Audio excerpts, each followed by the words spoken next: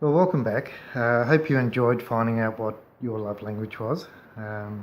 We often find that our love languages may be different than what we expected, but it's not about learning so much about what your love language is, but about what your spouse's love language is, because often we will give love in the way we like to receive it, but that's not necessarily the way that they like to receive it. So when we know what our spouse's love language is, it means that we can actively invest in that area. That's right. Isn't that right? Yeah. And then we'll be more effective and we won't be just thinking we're doing the right thing, but we're not really even getting close to the mark. Yeah.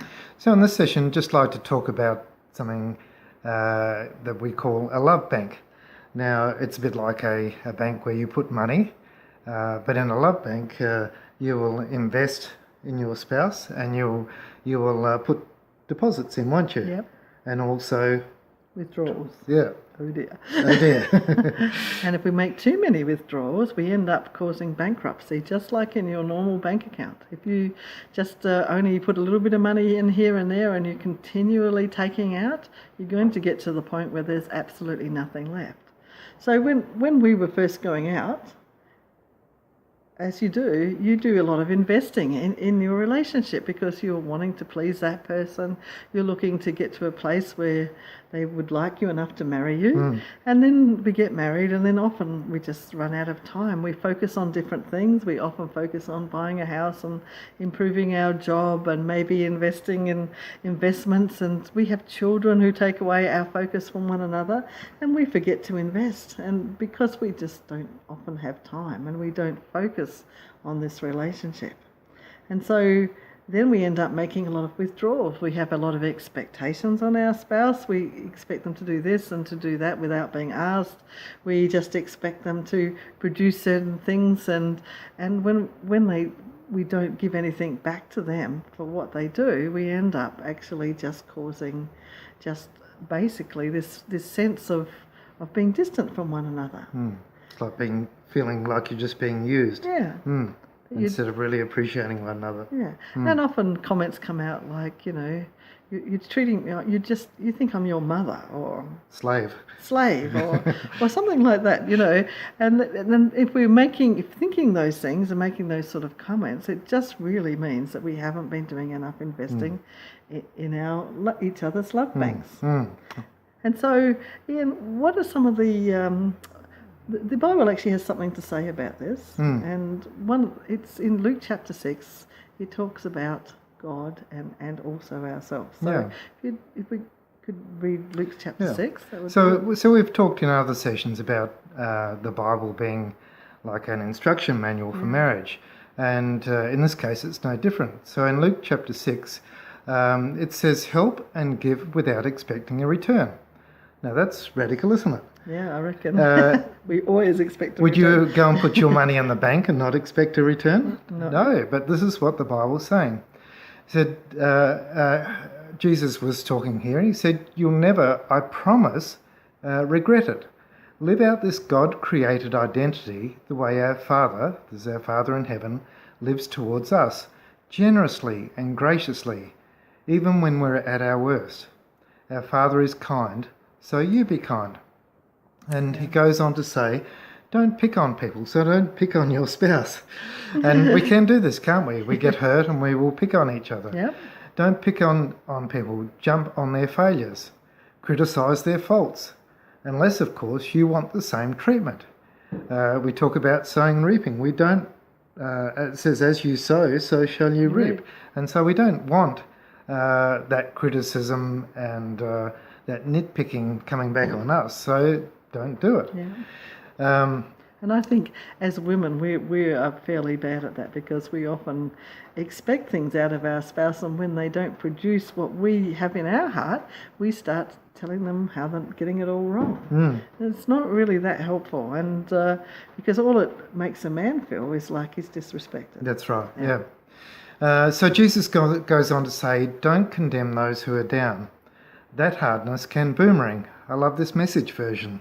Yes. It's a real Australian term, isn't it? Can certainly come back and hit you in the head. So, so be easy on people. You'll find life a lot easier. And this is a radical thought. He says, give away your life. You'll find it given back. But not merely given back, but given back with bonus and blessing. Yeah. Giving, not getting, is the way. Yeah. So if you want a really happy relationship, you've got to come from that point of view, which is that you need to actively sow or actively invest in your spouse. Because if you do that, you actually are going to get your investment will multiply and it will return back to you. So we need to talk about what type of things we can invest. And, we are people with needs and we need to feel that we are loved. So what are some of the ways, Ian, that we can actually show love to one another? What are some of the things that you've done or some of the things that you know that would actively bless me and that a man needs to maybe think about to actively bless his wife? Well, I think it's, for starters, you've had a look at your love languages. That's a good place to start. Look at the top few things that is your wife's love language, Yep. and think about the way that you can invest in those. Yep. For me, it's simply doing things around the house. I'll help out with the washing occasionally, even though Jane does a lot of that. I'll certainly put the dishwasher on. Yep. I'll help make the bed. Yep. Just actively do things around the house that actually bless her. And do things for her. Because, Jane's top one is, acts of service. Quality time. It might be going out for a walk on the beach, actually having that date once a week where you actually decide to actually go out and actually spend that quality time together.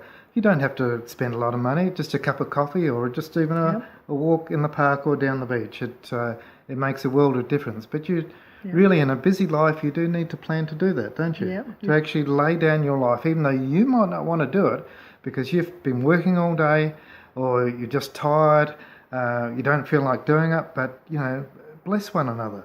So, Jane, what are some of the things that, as a blessing to men quite often? Well, because often physical touch is one of the top ones in men. We've found that from doing a lot of these love language tests. It isn't always, but men really receive that sense that they're loved through investing in physical touch. So the top one of that would have to be your sexual intimacy. Men don't feel loved if their wife does not want to engage in sexual intimacy with them. And so that is one of their top things. And it's a very, very important area of your life. But also things like back rubs and foot massages and just cuddling on the couch and just I love it when you cut my hair. Yeah. It's a simple thing, but wow, that really blesses me when she cuts my hair. That's it. And I would not think of that in myself as being something that would show love to my husband.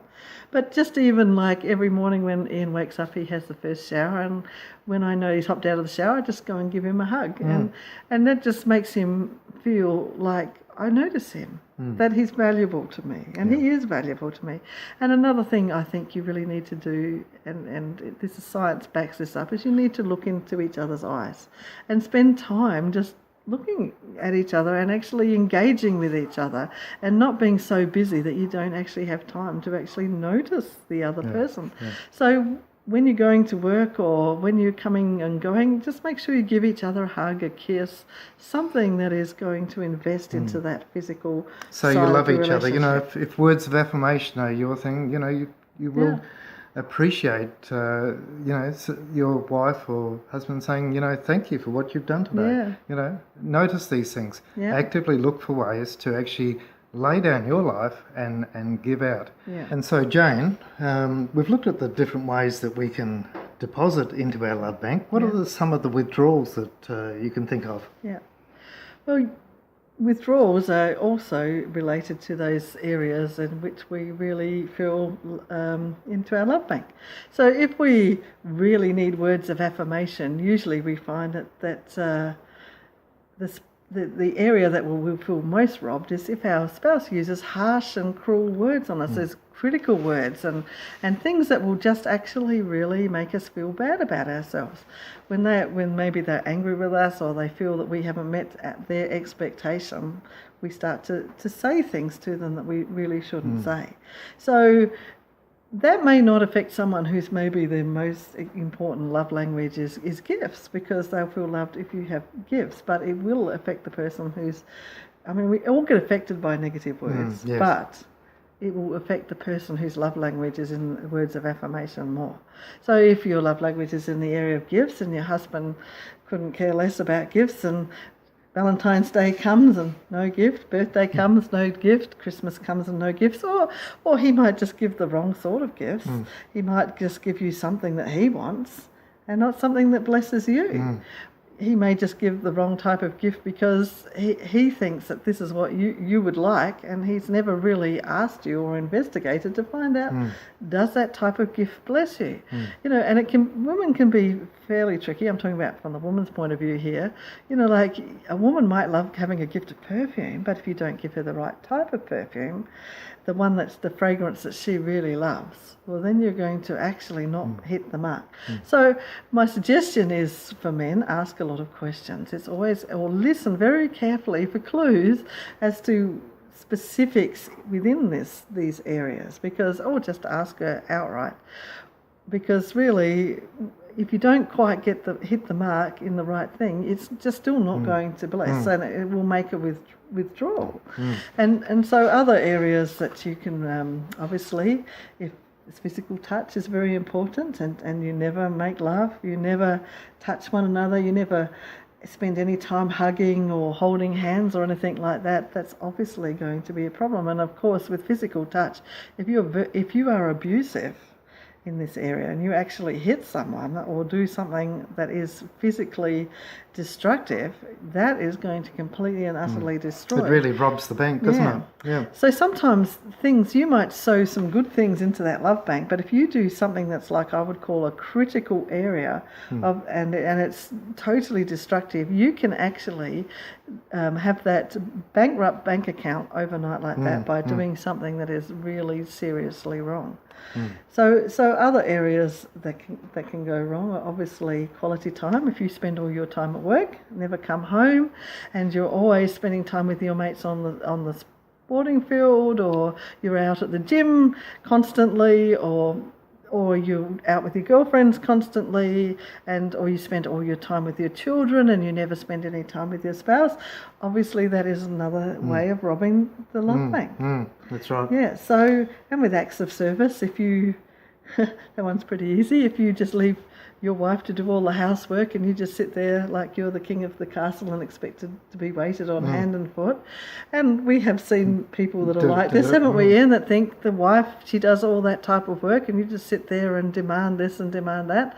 It isn't going to help that love bank. In fact, you'll be making so many withdrawals that maybe the nice things you do aren't going to make up for much.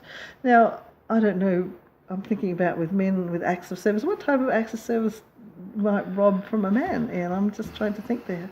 A wife that never cares about the house and just leaves everything in a total mess. What type of things in this area do you think that men might feel robbed in acts of service? Well, I guess, men, we do like our food, don't we? Oh, yes. And if ever we... Forgot about this one. And sure, I love cooking and you do too. Yeah. We cook for each other. But if all you ever served up was spaghetti every night and I loved a really nice meal, or if it was always just pizza takeaway or something, then I guess I wouldn't feel particularly loved in that area. Yeah, that's true. I guess the thing is here, we don't necessarily really understand each other. Yeah, that's true. And so in this interactive we're going to get you to do now, we want you to just think about those things that make withdrawals from the love bank and those things that make deposits. Yeah. And also in the next session, we're just going to be talking about the banker. Now, there is someone who actually is the banker. Even when you invest money, there is a banker behind the name of that bank. And so it is with love. There is a banker. And really, he's the one who really understands the other person and how to best invest, you know, to get good advice. That's right. So in this next session, this interactive, will get you to work out what makes withdrawals, what makes deposits, but also in the next session we'll look at who that love banker is and how you can get the best advice on investment.